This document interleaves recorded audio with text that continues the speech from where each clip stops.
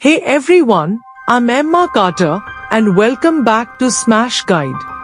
Today, we are traveling back to the dark forests, coastal villages and war-torn kingdoms of early Britain.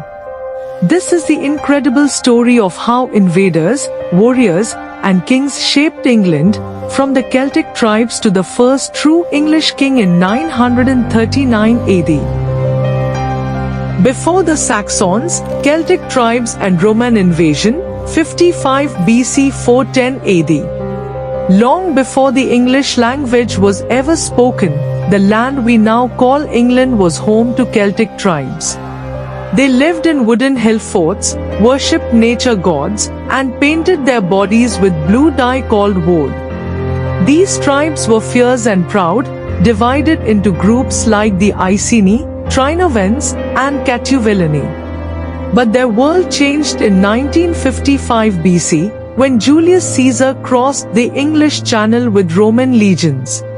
Though his invasion was brief, it sent a message. Rome had its eyes on Britain. It wasn't until 43 AD, under Emperor Claudius, that Rome launched a full invasion. The Romans came with elephants, legions, and a hunger for land. They conquered tribe after tribe, building roads, forts, and towns, many still standing today like London, Londinium, and Colchester, Camulodunum. But not all Celts gave in. In 60 AD, Queen Boudicca of the Iceni rose in rebellion. Her army burned Roman towns to the ground, including London. For a moment, it looked like Rome might lose Britain. But the Romans struck back, crushing her forces in a brutal counterattack. Over the next centuries, Roman Britain became wealthy and organized. Baths, villas, Latin writing, and Christianity spread across the land. But behind the walls, pressure was building. In the late 300s, Roman power was weakening. Enemies pushed into Europe, and Roman soldiers were called home. By 410 AD, Rome officially abandoned Britain. They left behind crumbling cities, scared tribes, and a country without protection. Britain was vulnerable, and soon, a new wave of invaders was coming. The coming of the Anglo-Saxons, 410 to 600 AD. When the Romans left Britain in 410 AD, they didn't just take their armies, they took order, roads, and leadership with them. What was left behind was chaos. Without Roman protection, the native Britons were vulnerable. From across the North Sea, waves of Germanic tribes began to arrive. The Angles, the Saxons, and the Jutes, hailing from what is now Denmark and northern Germany. They didn't come all at once. Some were invited. According to tradition, a British warlord named Vortigern asked Saxon mercenaries for help fighting off raiders. But the Saxons didn't leave. They liked the green land, the mild climate, and the lack of resistance. Soon, waves of settlers began pouring in. What began as hired help turned into a full-scale invasion. The Celtic Britons fought back, sometimes fiercely. One legendary leader, possibly the real-life inspiration for King Arthur, defended the west in battles like Mount Barrow, where the Saxons were temporarily pushed back around 500 AD. But resistance was not enough. The newcomers came in great numbers, building villages, clearing forests, and setting up their own kingdoms. By 600 AD, Roman Britain was gone.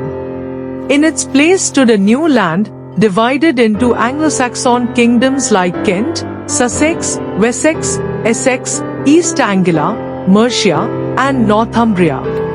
This era is known as the Heptarchy, the Seven Kingdoms. The native Britons were pushed into the far corners, Wales, Scotland, and Cornwall, while Anglo-Saxon language, customs, and pagan gods dominated the land. The rise of kingdoms and the spread of Christianity, 600 to 800 AD. Life in Anglo-Saxon England was harsh but structured.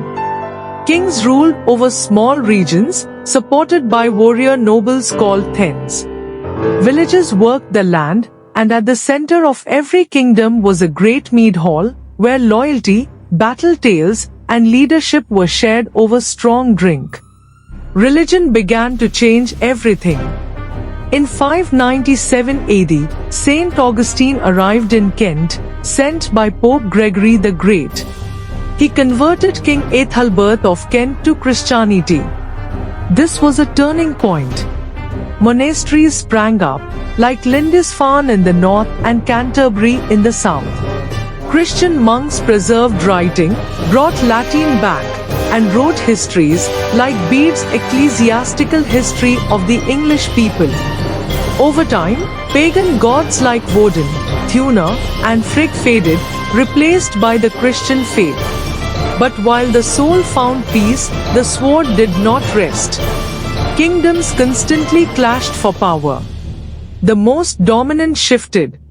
First Kent, then Northumbria, then Mercia under the great King Offa. He even built Offa's Dyke, a massive earth wall along the Welsh border. Trade flourished with Europe. Coins were minted. Laws were written in Old English. A new identity was forming, but another storm was brewing. The Viking Age and Alfred the Great, 800 to 899 AD. In the late 700s, dark sails appeared on the horizon. In 793, Vikings attacked Lindisfarne, slaughtering monks and stealing treasure.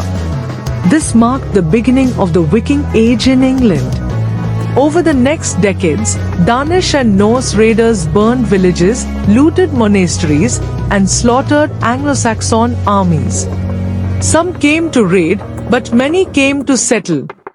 By the 860s, a massive force called the Great Heathen Army invaded England, capturing kingdoms one by one. Northumbria fell. East Anglia fell. Mercia crumbled. Only one kingdom stood strong, Wessex, led by a young king named Alfred.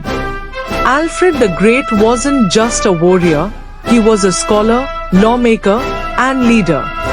He reformed the military, built fortified towns called burghs, and negotiated peace with the Vikings through the Treaty of Wedmore in 878 AD. This agreement created the Danelaw, the Viking-controlled region in eastern England.